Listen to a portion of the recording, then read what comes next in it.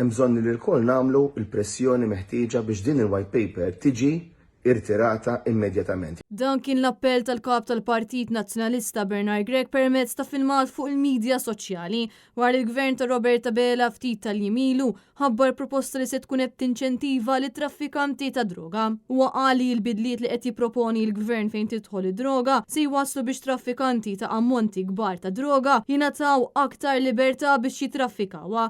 Dan fil-waqt li Bernard Gregg aċċenna li kulħadd jifhem li dawn l-ammonti żgur ma jkunux għall-użu personali imma għat-traffikar. Ma nistgħux nifhmu mhux biss bħala politiku, manka wkoll bħala ġenitur kif il-gvern irid jimbotta u qiegħed jimbotta white paper li permezz tagħha ikollok u jista' jkollok 500 pillola ecstasy fuq hekk. Kulħadd fehem illi 500 pillola ecstasy żgur mhumiex għall-użu personali.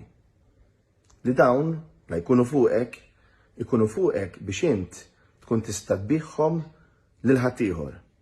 Ifisser li jkun qed isir aktar erda ta' tfal ta' żgħażagħ. Matul din il-ġimgħa Net News saqsa kemm lill-Prim Ministru Roberta Bela u lill-Ministru Jonathan Aktar dwar din ir-riforma bit-tnejn li huma spiċċaw farfru kollox fuq il-qorti dan hekk kif huma sostnew li l-qorti għandha tiddeċiedi jekk hux se tqishom bħala vittmi jew traffikanti. Min-naħa l-oħra bosta persuni waqdiet ikkundannaw bil-qawwa din ir-riforma hekk kif din kapaċi żżid l-użu personali ta' droga, sitwazzjoni li hija inkwetanti ħafna. Intant il-Partit Nazzjonalista jappella għal liġijiet li jassistu lil vera vittmi ta' droga, liġijiet li jħarsu lil poplu minn dan il-vizzju.